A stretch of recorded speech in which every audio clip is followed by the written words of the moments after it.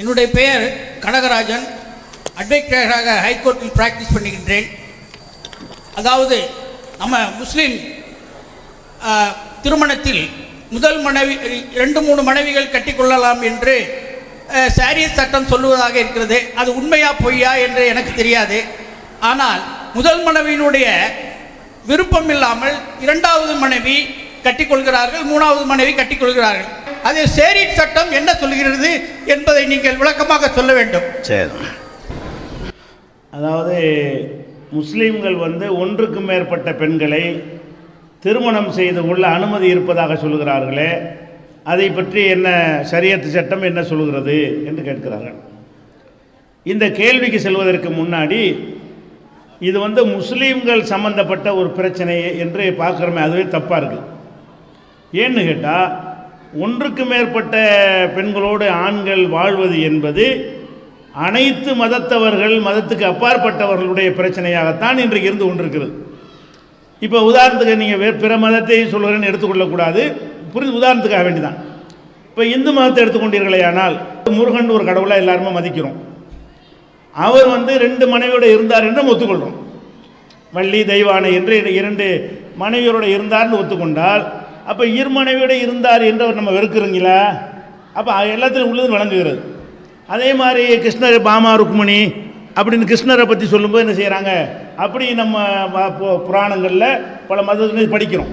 அப்போ அவங்களும் பல மனைவியோடு தான் வாழ்ந்துருக்காங்க. ராமரை தவிர்த்து பார்த்தீர்களேயானால் எல்லா புண்ணியர்களும் நினைஞ்சிருக்கிறாங்க, பல மனைவியோட வாழ்ந்ததாகத்தான் எல்லாம் அந்த இந்து மதத்தினுடைய கோட்பாடுகளில் இருக்கிறது. அப்போ முஸ்லீம் மத பிரச்சனையாக பார்க்காம எல்லா மதங்களையும் இப்படி ஒரு கான்செப்ட் இருந்துக்கிட்டே இருக்குது என்பதற்காக சொல்கிறேன். அதே மாதிரி கிறிஸ்தவ வேதங்களை எடுத்து பார்த்தீர்களேயானால் ஆபிரகாமில் இருந்து ஒவ்வொரு தீர்க்கதரிசிகள் எடுத்துக்கொண்டாலும், இயேசுவை தவிர எடுத்துக்கொண்டாலும் எல்லாருமே ஒன்றுக்கு மேற்பட்ட 100 கூட வருகிறது. பல மனைவியரோடு வாழ்ந்திருக்கிறார்கள் என்கிற ஒரு விஷயம் அவர்கள்லாம் நல்லவர்கள் என்றும் சேர்த்து, சும்மா ஒரு வரலாறாக இல்லை, அவங்கெல்லாம் தீர்க்கதரிசிகள், அவங்கெல்லாம் இறை நேசர்கள், நல்ல மக்கள் என்று கருதப்படக்கூடிய தாவீது ராஜாவில் இருந்து சாலமோனில் இருந்து அனைவருமே பல மனைவியோடு வாழ்ந்தார்கள் என்ற ஐயா கூட ஒரு கேள்வி கேட்டாங்க. பாண்டியன்கிற ஐயா கேள்வி கேட்கும்போது கூட ஆபிரகாமுக்கு 2 மனைவி இருந்தாங்கன்னா அவரை சொல்லி காட்டினார். ஆபிரகாம் ஒரு நல்லவராக இருந்தார், அவர் 2 மனைவியோட வாழ்ந்தார் என்றெல்லாம் ஆபிரகாம் மட்டும் இல்லாமல் இன்னும் பலருடைய வரலாறுகளில் அப்படித்தான் இருக்குது. அப்போ கிறிஸ்தவ மார்க்கத்திலையும் அப்படி இருக்கிறத பார்க்குறோம். நபிகள் நாயகம் காலத்திலையும் இதே மாதிரியான ஒரு சமூகத்தையும் நபிகள் நாயகம் பிறக்கிறாங்க. அவங்க காலத்திலையும் எவ்வளவு மனைவி வேணால் வச்சுக்கலாங்கிற மாதிரியான ஒரு நிலைமை தான் இருந்தது. இது தொன்று தொட்டு இப்போ எல்லா மதங்கள்லையும் இருந்து வரக்கூடிய தொடர்ச்சியான ஒரு வழக்கம் என்கிறதை முதலில் பதிவு செய்து கொள்ள வேண்டும். ஒன்று. இரண்டாவதாக புரிந்து கொள்ள வேண்டிய விஷயம் என்னென்னு கேட்டால், இப்போ நடைமுறைக்கு வருவோம். நம்ம நாட்டில் ஒருத்தன் 2வது கல்யாணம் பண்ணும் பொழுது முதல் மனைவி பாதிக்கப்படுகிறாள், கண்டிப்பாக பாதிக்கப்படுவாள். ஒருத்தன் 2வது கல்யாணம் பண்ணானே ஆனால் முதல் மனைவி பாதிக்கத்தான் படுவாள். எல்லா உரிமையும் அவளுக்கு மட்டுமே கிடைத்தது இப்போ பங்கு வைக்கப்படுகிறது. 2னா 2ஆக பங்கு வைக்கப்படும், 3னா 3ஆக பங்கு வைக்கப்படும். அப்படிங்கும்போது கண்டிப்பாக முதல் மனைவிக்கு பாதிப்பு என்பதில் சந்தேகம் இல்லை. அப்படி வரக்கூடாது என்று இருந்தால் அந்த முதல் மனைவி பாதிக்காத வகையில் தானே சட்டம் எழுதணும். நம்ம நாட்டில் உள்ள சட்டங்கள் என்ன சொல்லுதுன்னு கேட்டால், ஒருவன் ஒருத்தியை மனைவியாக வைத்து கொண்டு 9 பேரை வப்பாட்டியை வைத்து கொண்டாலும் சட்டம் ஒன்றும் செய்யாது. சட்டத்தில் குற்றமா? நம்ம நாட்டில் உள்ள சட்டப்படி ஒரு இந்து மதத்தை சேர்ந்தவரோ கிறிஸ்துவ மதத்தை சேர்ந்தவரோ என்ன செய்கிறாரு, மனைவி என்று ஒருத்தியை திருமணம் செய்து கொண்டு அவளுக்கு துரோகம் செய்கிற விதமாக இன்னொரு 4 பெண்ணோட வாழ்க்கை நடத்துகிறார் என்று சொன்னால் அது எந்த சட்ட கிரவுண்டின் அடிப்படையிலையும் அவர் மீது வழக்கு தொடுக்க முடியாது. கல்யாணம் என்று பண்ணினால்தான் முதல் மனைவிக்கு பாதிப்பு இல்லை. கல்யாணம் இல்லாமல் தொடர்பு வைத்து கொண்டிருந்தாலும் பாதிப்பா இல்லையா? பாதிப்பு என்பது கல்யாணம்ங்கிற சொல்லினாலையா உரிமை போகிறதுனாலையா? கல்யாணம் ஒரு பண்ணலையே தவிர ஒரு மனைவி இருக்கும் பொழுது இன்னொருத்தையை எப்படி வப்பாட்டியை வைத்து சின்ன வீடுன்னு வைத்துக் கொள்கிறாரு, சின்ன வீடு என்று வைத்து கொண்டாலே இவளுக்கு பாதிப்பு தானே. அது எல்லா சமூகங்களிலும் இருக்குது, சட்டம் தடுக்கலையே. சட்டம் இந்து முஸ்லீம்களுக்கு மட்டும் பலதார மனத்தை சட்டம் தடுக்கலைங்கிறீங்க, தடுக்கலை தான். அது அந்த வருது பின்னாடி வர்றேன், இந்திய சட்டம் தடுக்கவில்லை. அதே நேரத்தில் முஸ்லீம் அல்லாத மக்கள் ஒன்றுக்கு மேற்பட்டவர்களை கல்யாணம் பண்ணுவதற்குத்தான் தடை இருக்கே தவிர வைத்து கொள்வதற்கு தடை இல்லை, சேர்ந்து வாழ்வதற்கு தடை இல்லை. அப்போ அதுக்கு எந்த விதமான கேஸும் போட முடியாது, நம்ம நாடு சட்ட பிரகாரம் போட முடியாது. அதுக்கு இன்னும் அரசியலாக நீங்கள் எடுத்துக்கொள்ளக்கூடாது என்றால் உதாரணமாக கூட நான் சொல்லலாம். இப்போ நம்ம முன்னாள் முதல்வர் கலைஞர் அவர்கள் இருக்கிறார்கள். அவர்கள் இப்போவும் 2 மனைவியோடு தான் இருக்கிறார்கள். அவர் முஸ்லீமா? முஸ்லீம் அல்ல. அப்போ ஒரு மனைவி ஒரு துணைவி என்று சொல்லி கொண்டால் அவர்களை சட்டம் தண்டிக்காதுன்னு கண் முன்னாடி பார்க்குறோமே. அதே மாதிரி திருநாவுக்கரசு இப்போ காங்கிரஸ் தலைவராக இருக்கிறாரு. அவர் 2 மனைவியோடு தான் இருக்கிறாரு. முன்னாள் சபாநாயகர் காளிமுத்து இருந்தார். அவர் 2 மனைவியோடு தான் இருந்தார், நம்ம கண்ணால் பார்த்தோம். அப்போ எத்தனை எழுத்தாளர் பாலகுமாரன் இருந்தார், அவர் 2 மனைவியோடு தான் இருந்து கொண்டிருக்கிறாரு. ராம்விலாஸ் பசுவாண்டு அதிக வாக்கில் ஜெயிச்ச எம்பி இருந்தார். அவர் 2 மனைவியோடு இன்றைக்கி வரைக்கும் வாழ்ந்து கொண்டிருக்கிறார். நிறைய உதாரணம் அழிக்கிட்டே போனோம். இவர்கள்லாம் முஸ்லீமா? முஸ்லீம் இல்லை.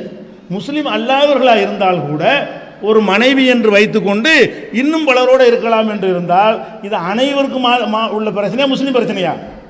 முதல் மனைவி பாதிக்கப்படுகிறாள் என்பது கல்யாணம் செய்தால் மட்டும் பாதிக்கப்படுவாளா, கல்யாணம் செய்யாமலேயே சின்ன வீடு வைத்து கொண்டாலும் பாதிக்கப்படுவாளா? இது ஒரு விஷயம். அடுத்ததாக ஒருத்தன் மனைவி இருக்கும்போதே சின்ன வீடு வைத்து கொள்ளாமல் தினசரி ஒப்பம் போட்டுட்டு போகிறான், வப்பாட்டிட்டு போகிறான். ஒவ்வொரு அந்த மாதிரி அடிக்கடி அந்த மாதிரி தவறான தொடர்பில் போயிட்டுருக்கான்னு வைங்க. இது நம்ம நாட்டில் குற்றமா? இதுக்கு தான் கேஸ் போட முடியுமா? இந்தியாவுடைய சட்ட பிரகாரம் ஒருவன் விபச்சாரம் செய்வது குற்றம் கிடையாது. எது குற்றம்? விபச்சாரத்தை தொழிலாக செய்வது குற்றம். நம்ம நாட்டில் எது குற்றம் என்று சொன்னால் 2 பேர் விரும்பினால் செய்து கொள்ளலாம், அதுக்கு எந்த கேஸும் போலீஸ் போட முடியாது. அப்போ விபச்சார விடுதலை பிடிச்சிருமோ என்ன கேஸ் போடுவாங்க தெரியுமா? 2 பேர் விரும்பி செய்வாங்க, மாட்டிக்கிடுவாங்க. அப்போ போலீஸ் எப்படி ரெக்கார்டு எழுதுவாங்கன்னு கேட்டால், நாங்கள் பேருந்து நிலையம் அருகே சென்று கொண்டிருந்தோம். இந்த பெண்மணி நின்று கொண்டு வா வா என்று ஒருத்தரை கூப்பிட்டு கொண்டு அலங்கரித்து கொண்டு இருந்தால் அப்போது பாய்ந்து பிடித்தோம், தொழிலாக பண்ணதாக. 2 பேரும் விரும்பி போய் லாட்ஜில் மாட்டினா கூட கேஸு அப்படி இருக்காது. இந்த பொம்பளை அலங்கரித்து கொண்டு வா வா என்று கூப்பிட்டால் அப்போது பாய்ந்து பிடித்து விட்டோம் அப்படின்னு தான் கேஸ் எழுதி எஃப்ஐஆர் போட்டு கோர்ட்டில் உடனே தாக்கல் பண்ணி பொம்பளையை மட்டும் தண்டித்து ஆம்பளை விட்டுருவாங்க, தொழிலாக பண்ணான்னு சொல்லி. அப்போ நான் என்ன கேட்குறேன்னு கேட்டால், அப்போ இந்த விபச்சாரம் செய்து ஒரு நாளைக்கு ஒரு பெண்ணிட்ட ஒருத்தன் போனால் அது முதல் மனைவி பாதிக்குமா பாதிக்காதான்? மனைவி இருக்கும் பொழுது ஒரு நாளைக்கு ஒருத்திட்ட போகிறான், இன்னொரு நாளைக்கு ஒருத்திட்ட போகிறான். அப்போ இந்த முதல் மனைவி பாதிக்கக்கூடாது என்ற சமூக அக்கறை தான் சட்ட வல்லுநர்களுக்கு இருக்குமையானால் அப்போ அவங்க என்ன பண்ணணும்? முதல் மனைவியை பாதிக்கக்கூடிய விபச்சாரம் தடுக்கப்பட வேண்டும். மனைவி அல்லாத ஒருத்தியோடு ஒருத்தன் எந்த வகையில் தொடர்பு கொண்டாலும் அவனை சிறையில் அடைக்க வேண்டும் சொன்னாங்களா சட்டம் இருக்கா நம்ம நாட்டில்? அப்போ முதல் மனைவி பாதிக்கப்படக்கூடாது என்கிற ஒரு கான்செப்டை பேசக்கூடியவர்கள் அதில் உண்மையாக இருந்தால் இதை தண்டிக்கணுமா இல்லையா? தண்டிக்க முடியாது. இன்றைக்கி சட்டத்தில் என்ன செய்ய முடியாது? அது தண்டிக்க முடியாது. இதை ஒரு அம்சத்தில் நம்ம பார்க்க வேண்டும். நீதிமன்றங்களில் சில தீர்ப்பு வந்திருக்குது. என்ன தீர்ப்புன்னு கேட்டால், ஒருத்தன் மனைவியோடு வாழ்கிறான், மனைவியோட வாழ்ந்துட்டு ஒரு வப்பாட்டியோட வாழ்கிறான். அரசாங்க ஊழியர், இவன் அரசு ஊழியராக இருக்கிறான். அரசு ஊழியர்னால் என்ன செய்வான்? 2வது கல்யாணம் பண்ணால் வேலையே போயிடும். 2வது கல்யாணம் பண்ணான்னு வைங்களேன், வேலை தான் போகும், தண்டிக்கவும் பட மாட்டாங்க, வேலை போயிடும். இவன் என்ன செய்வான்னு கேட்டால், இது மனைவி அது துணைவின்னு சொல்லிக்கிறலாம். மனைவின்னு சொன்னால் தான் பஞ்சாயத்து. ஒன்றுக்கு பேர் மனைவி, இன்னொன்றுக்கு பேர் துணைவி, வேலையெல்லாம் போகாது. இப்படியே வேலை இருந்து ரிட்டையர்ட் ஆகி போயிட்டான், செத்து போயிட்டான். செத்து போன பிறகு அவனுடைய பென்ஷன் பணம் இருக்குல்ல, அது யாருக்கு சொந்தம் அப்படின்னு கோர்ட்டில் கேஸ் போகுது. கோர்ட்டில் கேஸ் போனால் கோர்ட் என்ன தீர்ப்பளிக்கணும்? மனைவிக்கு சொந்தம், வப்பாட்டிக்கு சொந்தம் இல்லைன்னு சொல்லணும். அது இல்லை, சட்டப்படி இல்லை. கோர்ட் என்ன சொல்லுது? அவர்கள் கல்யாணம் பண்ணாவிட்டாலும் சேர்ந்து வாழ்ந்திருக்கிறதுனால் 2 பேருக்கும் கொடுங்குது. இதே அரசு வேலையில் இருந்து ரிட்டையர்ட் ஆகி அவனுக்கு பென்ஷன் வரும்ல, அது மாதிரி பிஎஃப் இந்த பணம் வரும்ல, ப்ராவிடென்ட் ஃபண்டு வரும்ல, அந்த தொகைகளை அது மாதிரி வேலை கொடுக்கணும்ல, ஒரு அரசு குடும்பத்தில் ஒரு ஆளுக்கு வேலை கொடுக்கணும்னு அதில் எனக்கா உனக்காண்டு வரும் பொழுது அப்போ என்ன செய்யுதுன்னு கேட்டால், அந்த முதல் மனைவி படிக்காத பொண்ணாக இருக்கிற காரணத்தினால, வப்பாட்டி படிச்சிருக்கிற காரணத்தினால் அந்த வப்பாட்டியை மனைவியாக கருதி அவருக்கு வேலையை கொடுங்கன்னு சுப்ரீம் கோர்ட் தீர்ப்பு சொல்லுது. அதாவது பணத்தையும் கொடுக்க சொல்லுது சில வழக்குகளில் மனைவிக்கு கொடுக்கக்கூடிய வேலையை யாருக்கு கொடுக்க சொல்லுது கோர்ட்டு? சுப்ரீம் கோர்ட் தீர்ப்பளிச்சா இல்லையா? வப்பாட்டிக்கு எப்படி கொடுக்க சொல்லுவேன் நீ? பொண்டாட்டியாப்ப ஒரு பக்கம் மனைவி இல்லைங்கிறீங்க, இன்னொரு பக்கம் மனைவிக்கு கூடிய உரிமை எல்லாமே இருக்குங்கிறீங்க, பென்ஷன் இருக்குங்கிறீங்க, குடும்பத்தில் ஒருவருக்கு வேலை வாய்ப்பு இருக்குங்கிறீங்க, அந்த குழந்தைகளை வப்பாட்டிக்கு பிறந்தாலும் இவன் தான் அந்த குழந்தைகளுக்கு வாழ்க்கை செலவு கொடுக்கணும்னு ஒரு தீர்ப்பளிக்கிறீங்க. அப்போ என்ன விளங்குது? கல்யாணம்ங்கிற வார்த்தையை சொல்லாமல் எல்லாம் பண்ணிக்கலாம். மேட்ரு என்னன்னு கேட்டால் பொண்டாட்டின்னு வார்த்தை மட்டும் சொல்லாத, மற்றபடி எல்லாம் பொண்டாட்டி மாதிரி வச்சுக்க. இப்படி ஒரு சட்டம் இருந்தால் இதில் முஸ்லீமான இந்து என்னென்ன எல்லாம் ஒரே மாதிரி தானே இருக்குது இப்போ நிலைமை. அது ஒன்று. அதே மாதிரி இந்தியாவில் வந்து தேசிய மகளிர் ஆணையம்னு வச்சுருக்கிறாங்க. அதாவது பெண்கள் நலனுக்காக வேண்டிய பெண்கள் கமிஷன் ஒன்று இந்திய அளவில் மாநில அளவில் இருக்குது. இந்தியாவில் உள்ள தேசிய மகளிர் கமிஷன் வந்து ஒரு அறிக்கையை தாக்கல் பண்ணுறாங்க மத்திய அரசாங்கத்துக்கு. என்ன தாக்கல் பண்ணுறாங்க? இந்த ஆண்கள் வந்து பல பெண்களோடு வைப்பாட்டியாக சின்ன வீடாக வைத்துவிட்டு அவர்களுக்கு உரிய உரிமையை கொடுக்க மறுக்கிறார்கள். அதனால் மனைவிக்கு கொடுக்குற எல்லா உரிமைகளும் சின்ன வீட்டுக்கும் கொடுக்கும்படி சட்டம் ஏற்ற வேண்டும். அதுதான கல்யாணங்கிறோம். அதை இயற்றிட்டா கல்யாணம் தானே, பொண்டாட்டி தானே. எதை மகளிர் ஆணையம் வந்து பெண் உரிமைக்கின்ற அமைக்கப்பட்ட ஒரு ஆணையம், அப்போ பெண்களுக்கு பாதுகாப்பாக இருக்கக்கூடிய ஆணையம். அந்த ஆணையம் என்ன சொல்லணும்? முதல் மனைவி பாதிக்கப்படுற காரணத்தினால் இந்த சின்ன வீட்டுக்கு ஒன்று கொடுக்காதுன்னு சொல்லணும். எப்படி பரிந்துரை செஞ்சுருக்கிறாங்கன்னு கேட்டால் அந்த பரிந்துரை வந்து தினமலர் பத்திரிகையில் ஒரு பக்கத்துக்கு சிறப்பு ஆர்டிக்கலாக வந்திருக்குது. அப்போ பரிந்துரை செய்திருக்கிறார்கள். அந்த பரிந்துரை செய்தால் அது எதை காட்டுகிறது? மனைவியும் மனைவி தான், துணைவியும் மனைவி தான். காட்டுதா இல்லையா? கட்டின பொண்டாட்டியும் மனைவி தான், சின்ன வீடும் மனைவி தான். மனைவிக்கு ஒரு எல்லா உரிமையும் இருக்கிறது. கொடுங்க, கொடுக்கும்படி சட்டத்தை மாற்றுங்க அப்படின்னு சொல்லக்கூடிய காட்சியை பார்க்கணும். காலம் கடந்து இவங்க என்ன சொல்கிறாங்களோ அதை இஸ்லாம் என்ன சொல்லுதுன்னா, இந்த ஆம்பளை பல பலவீனங்கள் கொண்டவனாக இருக்கிறான், ஆணுக்கே உள்ள பலவீனம் இருக்கிறது, அதுக்கு சில பெண்களும் காரணமாக இருக்கிறாங்க. பெண்கள் வந்து கணவனுக்கு சந்தோஷம் கொடுக்கக்கூடிய வகையில் நடப்பார்களே, ஆனால் அதிகமான ஆண்கள் அந்த மாதிரி தடுமாற மாட்டாங்க.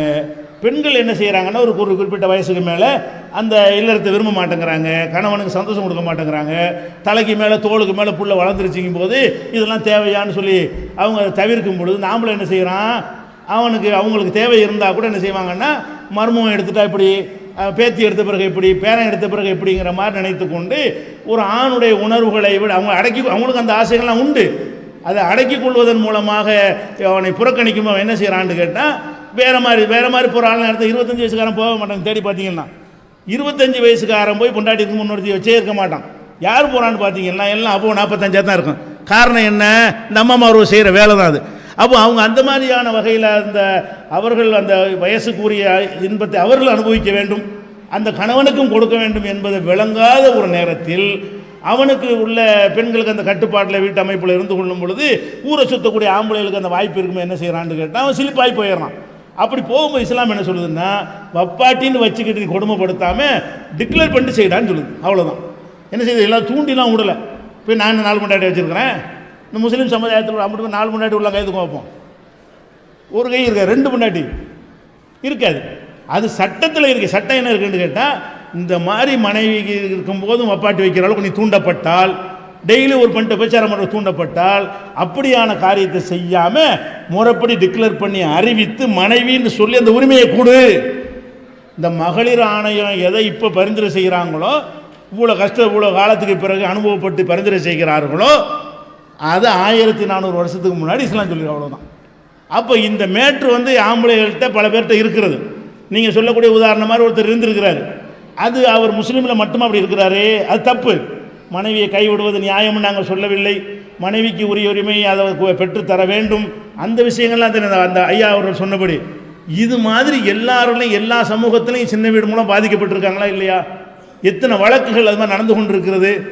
அப்போ இன்னும் சொல்லப்போனால் அரசாங்க ஊழியராக இருக்கிறவர் வந்து ஒருத்தர் ஒரு அம்மா கேஸ் போடுது, என் புருஷன் அரசு ஊழியராக இருந்து கொண்டு இன்னொரு கல்யாணம் பண்ணிவிட்டாரு, அவருக்கு வேலையை நீக்க வேண்டும் அப்படின்னு வழக்கு போடுது. வழக்கு போட்டுச்சுன்னு சொன்னால் நீதிமன்றம் என்ன செய்யணும்? அவர் கல்யாணம் வேறு பண்ணியிருக்காரு. முதல் மனைவி இருக்கும் பொழுதே 2வது மனைவியை கோயிலில் வச்சு தாலி கட்டி கல்யாணம் பண்ணிவிட்டார். அப்போ கல்யாணம் பண்ணது இது கேஸு போட்டால் இவர் வழக்காடுறாரு. இது வந்து கல்யாணத்தில் வந்து சப்தபதின்னு ஒரு சடங்கு இருக்குது. அது என்ன எனக்கு தெரியலை, அதில் சொல்லியிருக்கிறாங்கண்ணா சப்தபதின்னு ஒரு சடங்கு இருக்கிறது. இவர் 2வது கல்யாணத்தில் அந்த சடங்கு செய்யப்படவில்லை, அதனால் இவர் 2ஆம் திருமணம் செய்யவில்லை, எனவே உங்கள் மனு தள்ளுபடி செய்யப்படுது.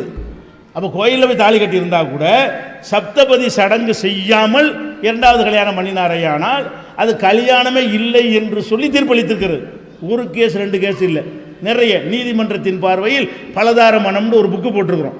அதில் அவ்வளோ என்னென்ன கேஸில் எப்படிலாம் கோர்ட்டில் தீர்ப்பளித்தாங்க அதை பார்க்குறோம். அது எதுக்கு சொல்கிறேன்னு கேட்டால், இது ஆண்கள்கிட்ட இந்த ஒரு பலவீனம் இருக்கிறது, பெண்களுக்கும் அது அந்த நிலைக்கு தள்ளியதில் பங்கும் இருக்கிறது. அப்படிப்பட்ட நிலையில் இருக்கும் பொழுது நீ வந்து விபச்சாரத்தில் போய் மூழ்கிறாம, ஒரு நாளைக்கு ஒருத்தியை வச்சுக்கிறாம, இரண்டாவதாக ஒருத்தியோடு அனுபவித்து கொண்டு அவளுக்கு உரிமையை கொடுக்காம, பப்பாட்டின்னு வச்சா பொண்டாட்டி உரிமை கிடைக்காது, அந்த பிள்ளை இவன் பிள்ளை ஆக மாட்டாங்க, அப்படிலாம் ஆக்காம அந்த நிலைக்கு நீ தள்ளப்பட்டால் சும்மா வப்பாட்டின்னு வைத்துக் கொள்ளாம மனைவிங்கிற அந்தஸ்தை கொடுன்னு சொல்லிக்கலாம். அவ்வளோதான். எல்லாருக்கும் உள்ள ஒரு மேட்ரு தான். எல்லா மதத்திலையும் உள்ளவர்களும் கோர்ட்டு அதை தான் சொல்லுது. இப்போ பென்ஷனை கொடுங்குது, வேலையை கொடுங்குது, மகளிர் கமிஷன் சொல்லுது. அவங்க தடுன்னு சொல்ல காணாம். மகளிர் கமிஷன் என்ன சொல்லியிருக்கனே, என்ன மாதிரி பரிந்துரை செஞ்சுருக்கனே, வப்பாட்டி வைப்பது தடுங்கள், விபச்சாரத்தை போய் தடுங்கள்னு சொல்லாமல் வப்பாட்டியும் பொண்டாட்டி அந்தஸ்தை கொடுங்கள்னு கேட்குது. நீங்கள் இவ்வளோ காலம் கழிச்சு கேட்குறது தானே இப்போ 1400 வருஷம் நபிகள் நான் சொல்லிட்டு போயிட்டாங்க. இதில் என்ன ஒரு இது, ஒரு சில ஒரு குறிப்பிட்ட வழக்கில் ஒரு அநியாயம் செய்திருப்பார். ஏன்னா அந்த வழக்கு சம்மந்தப்பட்ட விஷயம், அது ஜென்ரலாக உள்ள விஷயத்தை நம்ம பார்க்கணும். ஒரு குறிப்பிட்ட ஒரு ஆம்பளை முஸ்லீமே என்ன செய்வான், ஒரு பொண்டாட்டியை கொலை பண்ணி விட்டான்னா முஸ்லீம்கள் பொண்டாட்டியை கொலை செய்யலாமான்னு கேட்கக்கூடாது. அது அந்த கிறுக்கு பயிலுடைய வேலை. அது இஸ்லாம் என்ன சொல்லுதுங்கிற கான்செப்டில் பார்த்தீர்களே. ஆனால் இது வந்து எல்லா சமூகத்திலும் இருக்கக்கூடிய ஒரு விஷயம். சில பேர் ரொம்ப குறைந்த அளவில் இதை செய்யத்தான் செய்கிறார்கள். அரசியல்வாதி செய்கிறார்கள், நீதிபதிகள் செய்கிறார்கள், வக்கீல்கள் செய்கிறார்கள், ஆசிரியர்கள் செய்கிறார்கள், டாக்டர்கள் செய்கிறார்கள். எல்லாமே என்ன செய்கிறாங்கன்னா, அந்த மனைவி இருக்கும் பொழுது அவளுக்கு பாதிக்கக்கூடிய வகையில் இன்னொரு பெண்ணோட வப்பாட்டியாகவோ எந்த வகையில் தொடர்பு வைக்கத்தான் செய்கிறார்கள். அப்படி வைக்கக்கூடிய யாராக இருந்தாலும் நீங்கள் கல்யாணம்னு பண்ணாமல் வைக்கக்கூடாது, மனைவின் டிக்ளேர் பண்ணாமல் வைக்கக்கூடாது என்று இஸ்லாம் அதை ஒரு நெறிமுறையை உண்டாக்குகிறது. அதான் அதில் விஷயம்.